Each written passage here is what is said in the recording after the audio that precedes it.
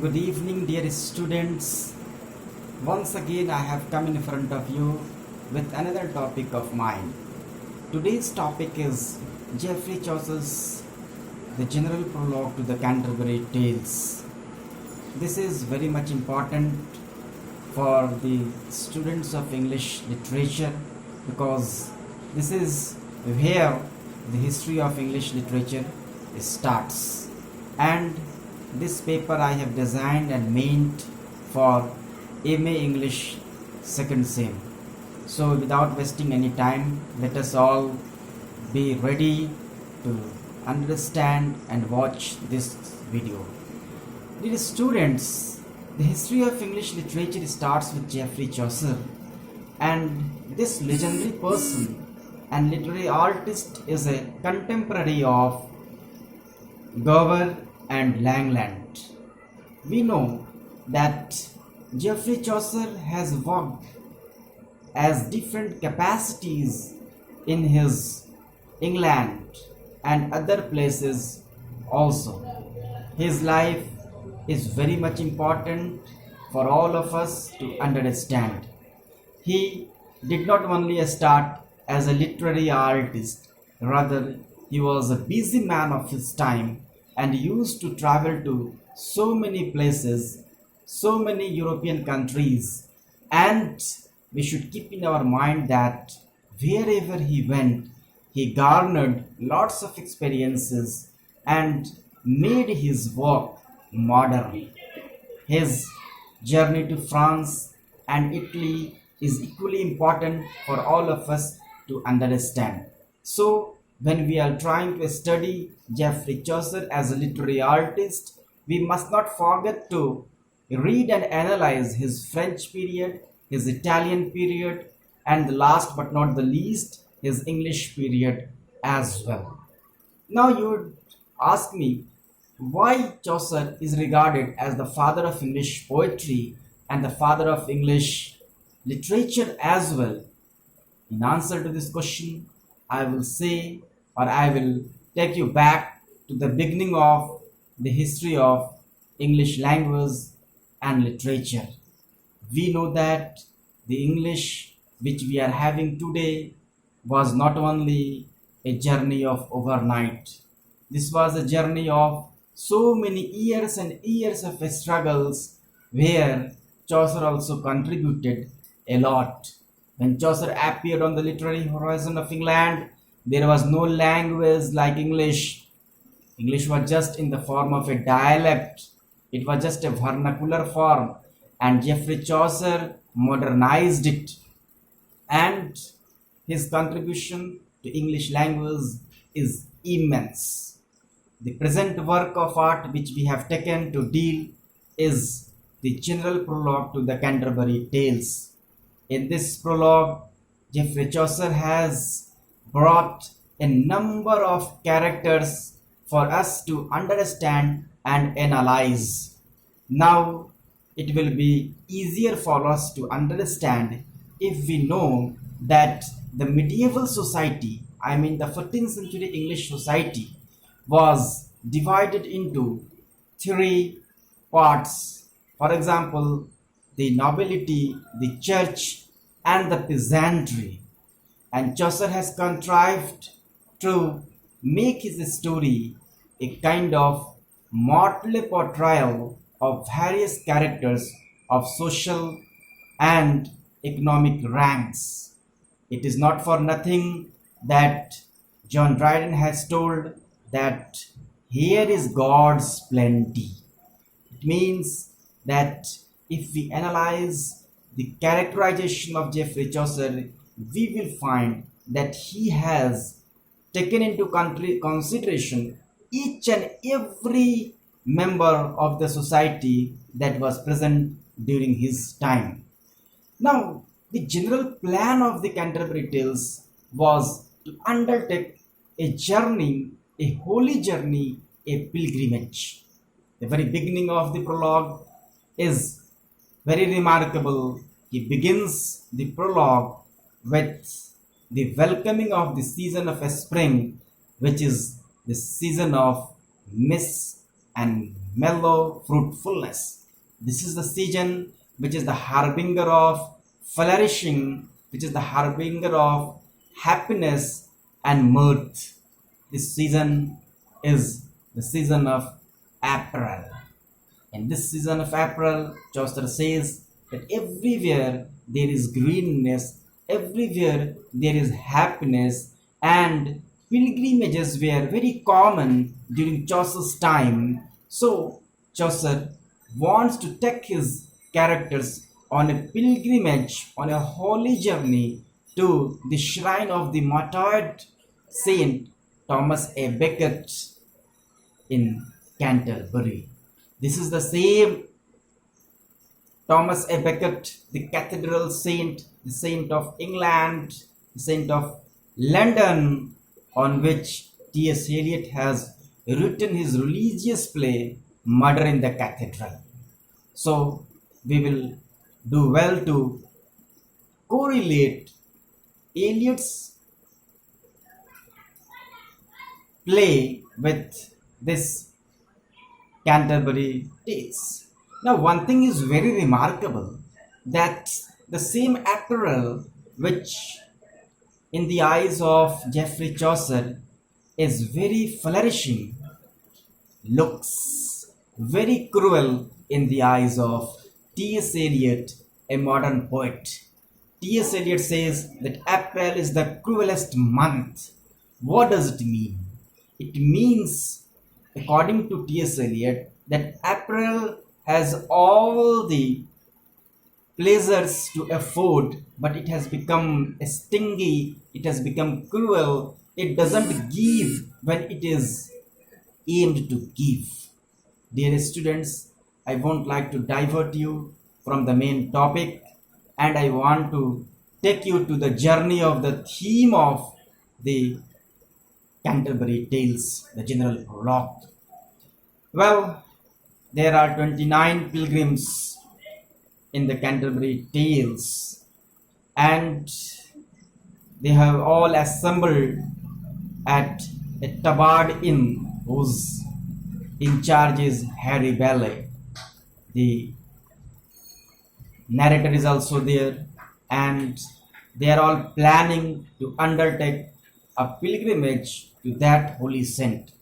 Now Chaucer has contrived a kind of situation where he will be able to encounter persons of different social backgrounds, persons of different hierarchical status, and through encounter he will try to bring about their nature, their character, their idiosyncrasies, their likes and dislikes, their cranks and prejudices as well.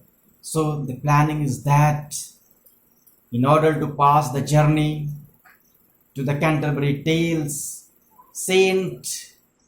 each and every pilgrim will have to tell two stories on the way to the shrine of Thomas A. Becket and two on the way back. Dear students, the whole night all the pilgrims stay and enjoy at the Tabard Inn headed by Harry Bailey, and when it dawns they will take the journey. But Chaucer intervenes into the narration and says that before they embark on such a long journey, it would be very well if all of them introduce one another. And this is the situation where Chaucer describes each and every pilgrim. So, by way of this, he begins with the higher rank in the society, and that person is none other than the knight. The knight in medieval story is a very prominent man. The knight is a man of integrity, honesty. He has waged several honorable wars for several countries, and he has brought laurels to the land. He is a man of noble nature and unequivocal command of character. He works for the sake of the honor of ladies, and he is a man of aristocratic taste and temperament.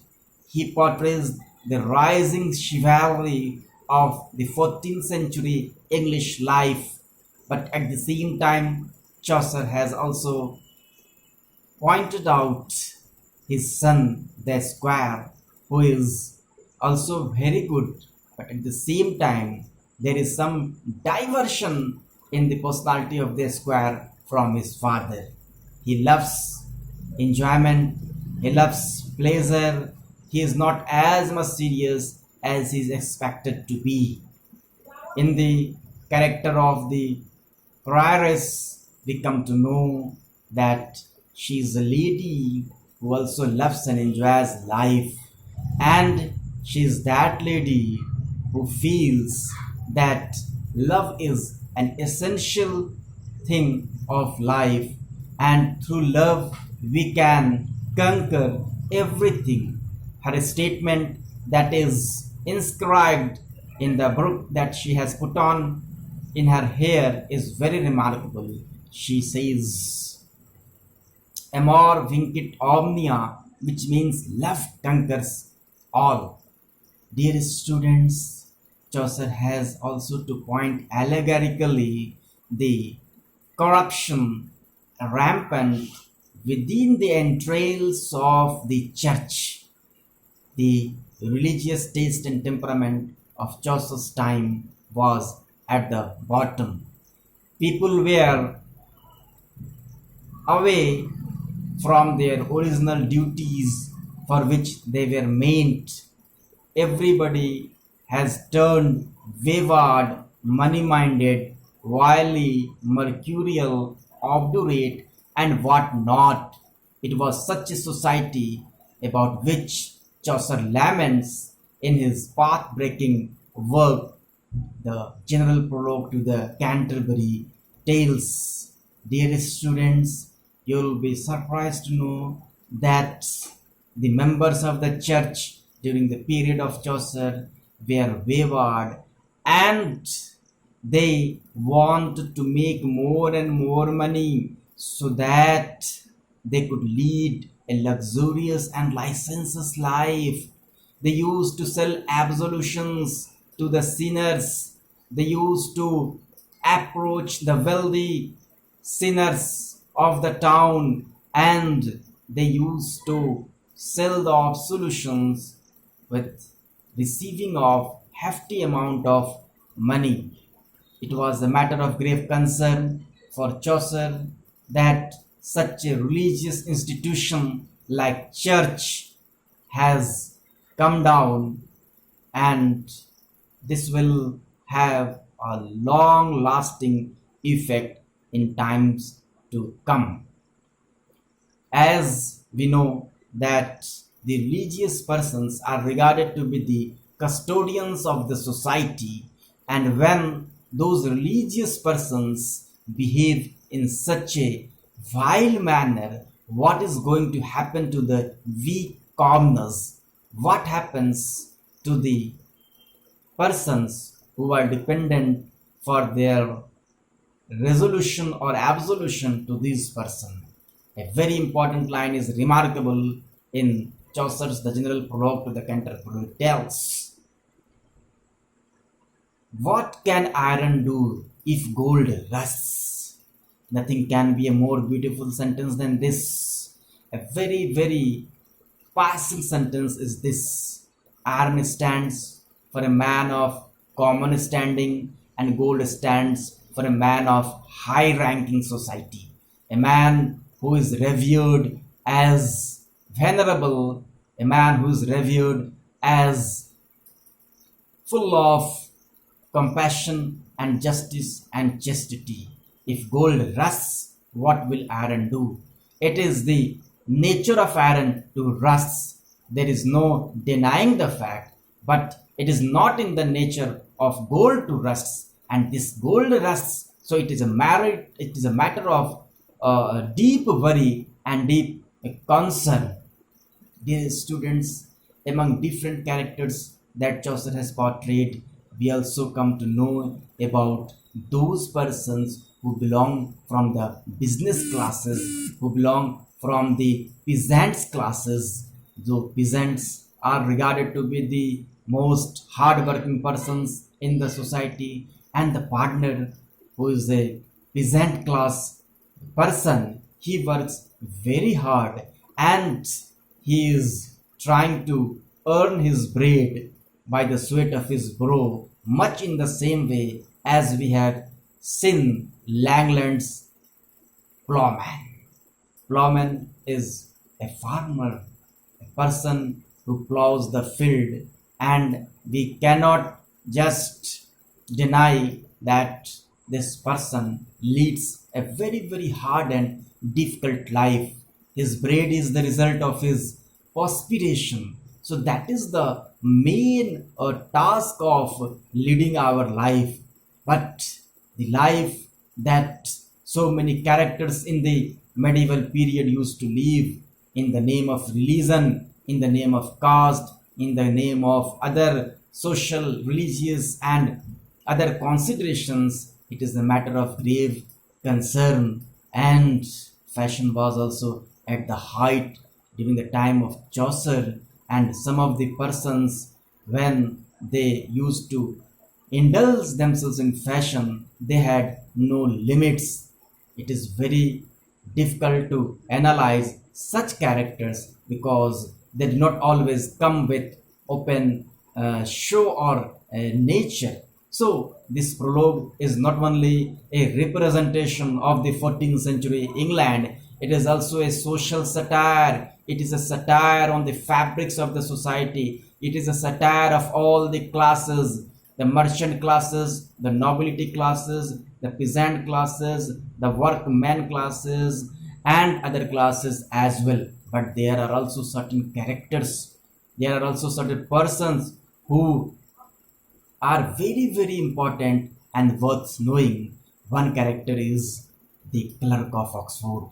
He is an Oxford scholar. He is a scholar from Oxford, and he spends lots of time in his studies. He has money, very less, but whatever money he has, he does not spend on buying things of pleasure. He does not wear very fashionable dresses. Rather, he spends all his money on buying books, and it is very surprising that he has bought books on Aristotle numbering 20.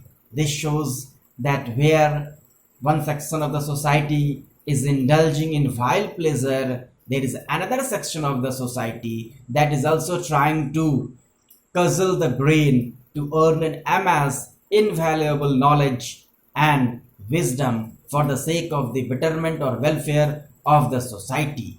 If we are talking about the wife of Bath, who is very lively and humorous, and a woman who takes all the opportunities to enjoy her life and love. If we talk about her, she has married 5 husbands, and she has also had so many other companions apart from that. Her thing is that love is the essential thing in life. Without love, it will be very difficult for all of us to live. But there is one more character who is very much essential to know, and that character is the doctor of physics. The doctor of physics is a doctor, no doubt, by profession, and he prescribes medicine on the basis of the astronomy, because the medical science during the period of Chaucer was not so sophisticated or modern. It was still in its very initial condition, and this doctor used to practice this way. But this doctor had a love for gold. He did not have the serving nature, he did not have that nature which tells him to work for the sake of humankind, to ameliorate or to better the health of the society. Rather, he wants to earn more and more wealth and pelf so that he could buy gold to enhance his property. This is a kind of social comment on the part of Chaucer that love of gold or love for money has always been a prime concern even in the main of integrity and character. Dear students, we should also keep in our mind that bare narration of the story of Chaucer's prologue is not enough. We have to delve deep into its inherent meaning, and the inherent meaning can be churned out only when we start reading from the beginning to the end. We will have to make a list of all the characters on the basis of their social rank and on the basis of their profession that they represent. This will facilitate our understanding of how various hierarchical and social position was there during the time of Chaucer. If we are talking about the language of Chaucer, the language of Chaucer was still in its incipient condition. It was the medieval language. It was a language which was in its evolutionary condition, and we should know that a great number of translation has also been done from medieval English to the modern English, and in examinations also in other universities or other different universities, a passage is set for its students from this prologue to the Canterbury Tales to translate from medieval English to modern English. But I think that a careful study of all the characters statement will be enough to do this translation from medieval to modern English. Dear students, there are some words which may be difficult, but we are also advised to consult certain paraphrases also when we think that our mental energy is not supporting. If we are talking about Chaucer's planning of the pilgrimage, we will come to know that pilgrimage is no doubt a religious journey, and it should also be kept in mind that Chaucer will take a lot of time when to talk of the different persons during the course of the pilgrimage, and it was decided by the host of this journey, Harry Barley, that each pilgrim will tell two stories on the way to the shrine and on the way back, and the best storyteller will be given a supper on return by the rest of the pilgrims. Unfortunately, all the pilgrims could not tell their tales. Only 24 tales could be complicated by the time, and Chaucer also did not remain to see all the tales. But what tales are available before us, they are very much essential to understand the different strata of the society that Chaucer represents. Two or three things we have to remember: that Chaucer has lambasted the ecclesiastical society. He has also lambasted the professional persons. He has also very much lambasted the fashion and fables and the love and lust of people also, because he was trying to favor the Christian virtues, and he was also trying to purge human beings of the different ailments or the different malaise that they are suffering from. So Chaucer has emerged not only as a storyteller but also a literary artist through and through. He is an artist with words. Do you know that there is not much difference between a painter and a literary artist? Both are the same as far as the theme is concerned. Their mode of operation is different. Chaucer is an artist with words. A painter is an artist with pens. The raw materials of a painter is pent, with the help of which he paints an artistic picture, and the raw materials of Chaucer or any other literary artist is words, with the help of which he paints the society. But when he paints the society, when a literary artist paints the society, he at the same time does not only reflect what is the nature and character and social status of the society at that time. Rather, it is also a kind of advice, it is also a kind of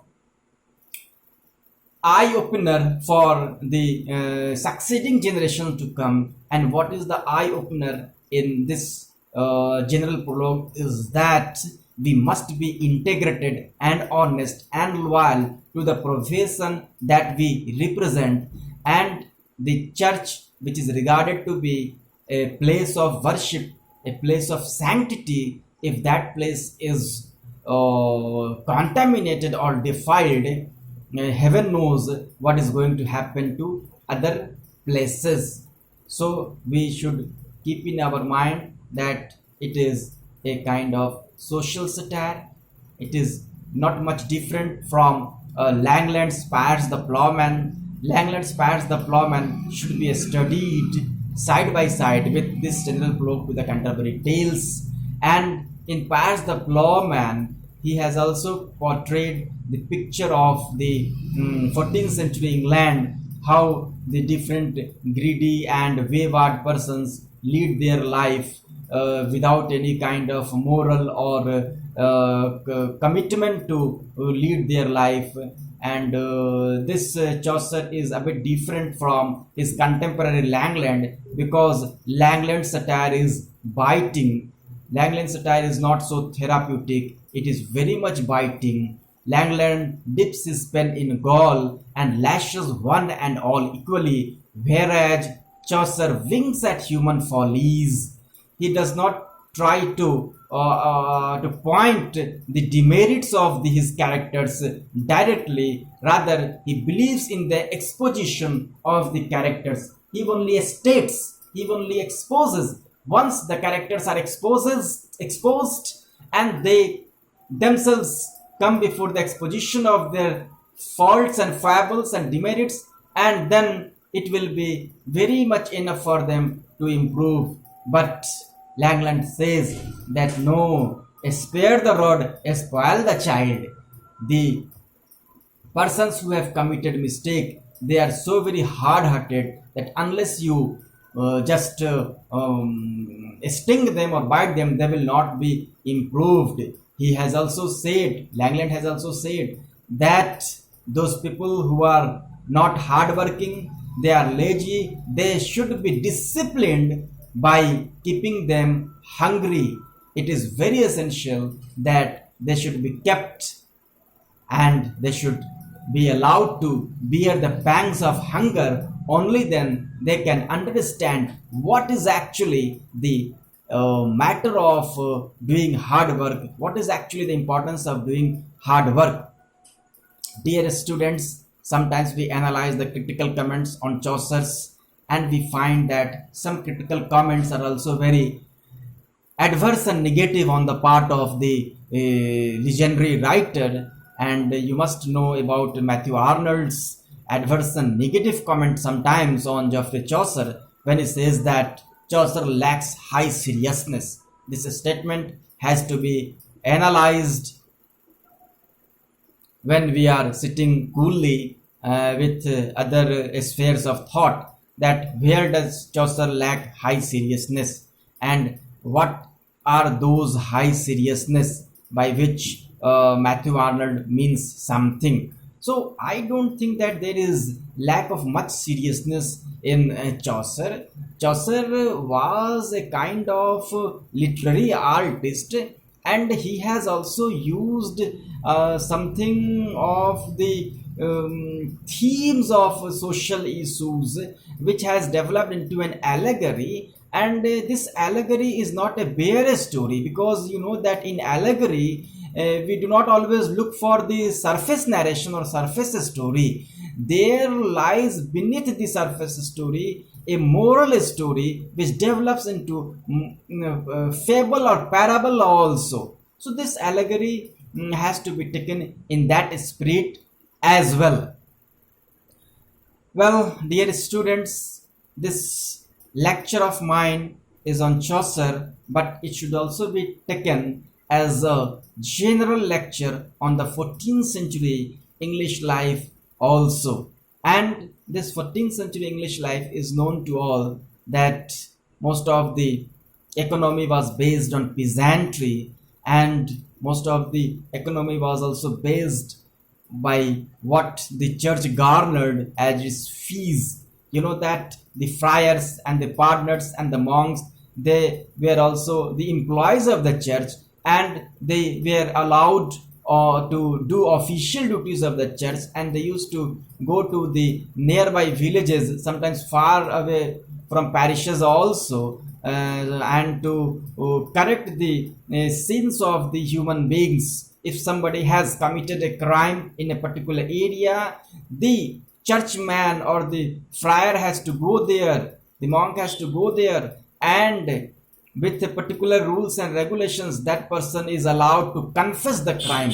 Once confession is made, the person is absolved of the crime. But this thing was misused. There was a abuse of the power and post of the churchmen, the ecclesiastical section of the society. What did they do? That they did not really approach the poor persons who were committing certain crime, because they knew that by absolving such poor people, they will not be able to get much amount of money. So they took it as a money earning profession, money earning job, and they used to approach the wealthy persons, the beautiful women also, and they thought that no, these people will be easily granted absolution from the scenes, and they can also visualize or see the beautiful faces of such women. So there was a corruption rampant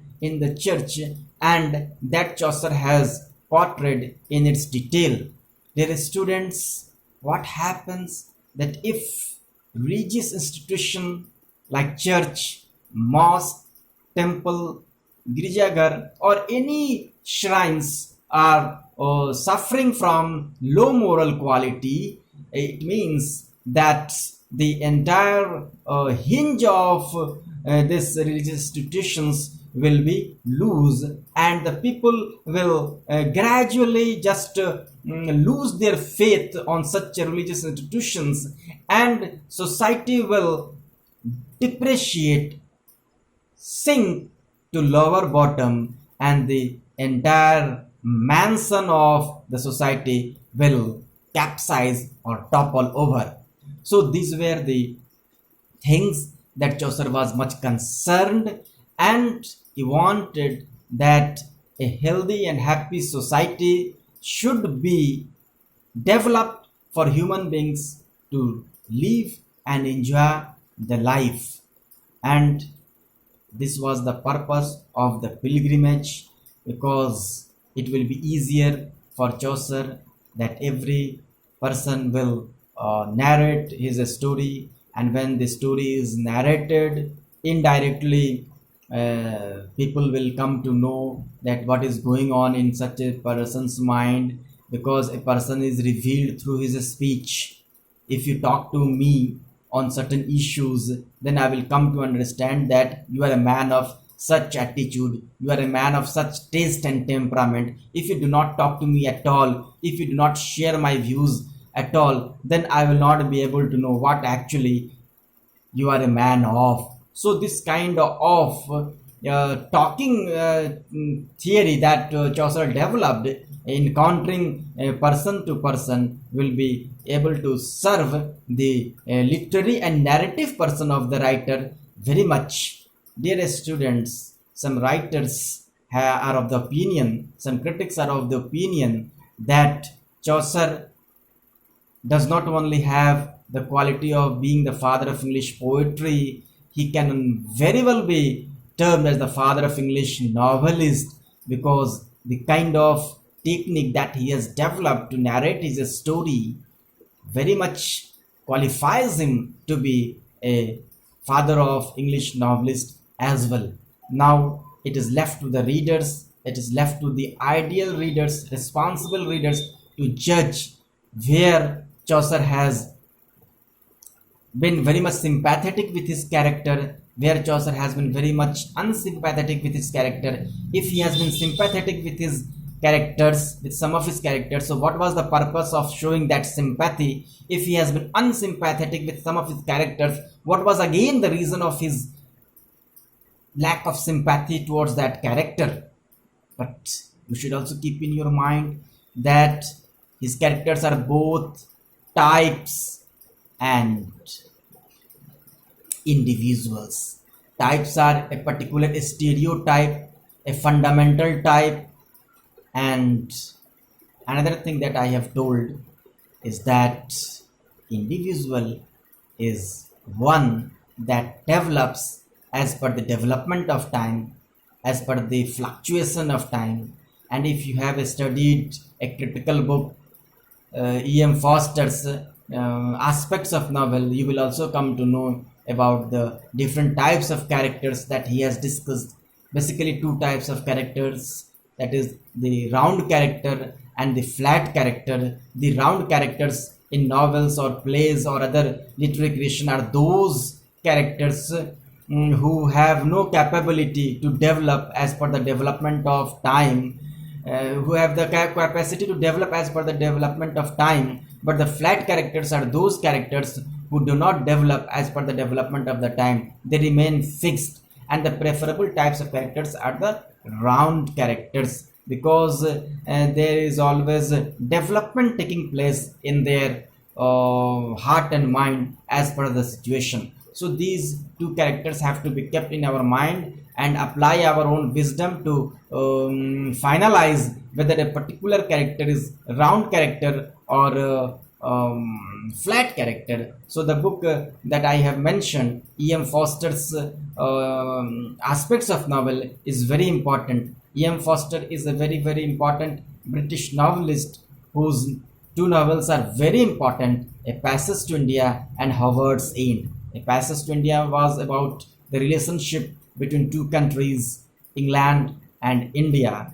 So that book is also very essential, and that reading of the book shall be very essential when we are trying to understand different types of social and personal relationships that exist between two countries, India and England, what actually relationship is, and how does a relationship thrive, and how does relationship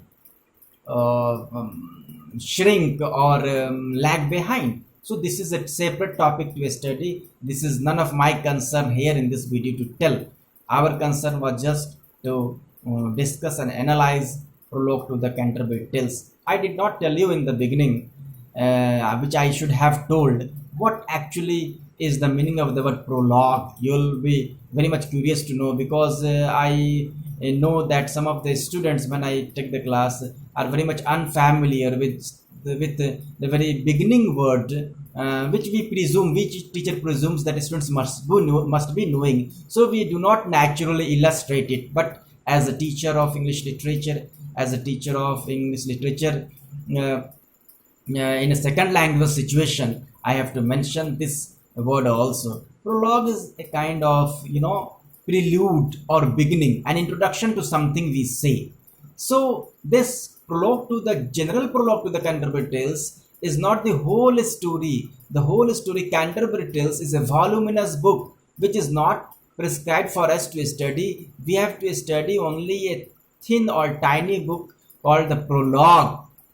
In vast universities or in foreign universities, maybe the students who are doing a special research on Chaucer, they must be doing that Canterbury Tales, where the 24 different tales, prioress tales, nuns tales, and other characters tales are given, which is none of our concern. But if you want to study, you can study it. There is no barrier to it, but it is very much time consuming.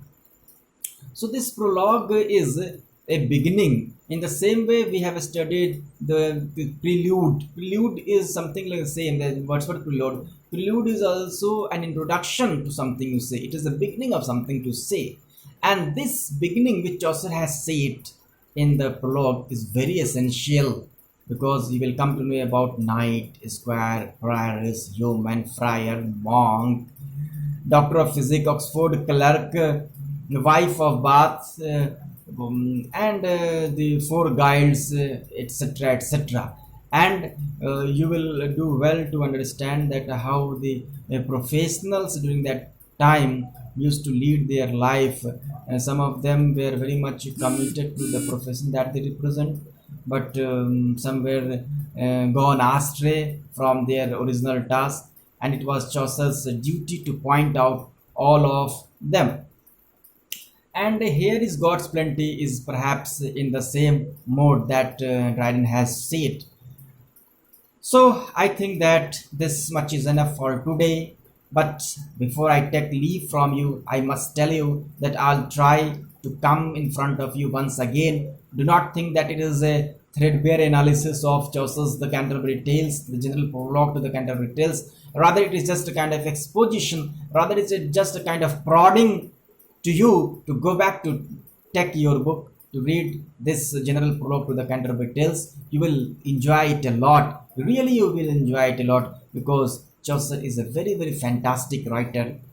Till then, I will take care of you people also. I will take care of my people and myself also. How will I take care of you people? Because I will always keep your interests high in my mind. Only then I will be able to do justice to you. So now it is time for me to take leave. Stay safe, stay at home. Thank you very much. I promise you to come to you once again next time. Thank you very much. Good night. Thank you.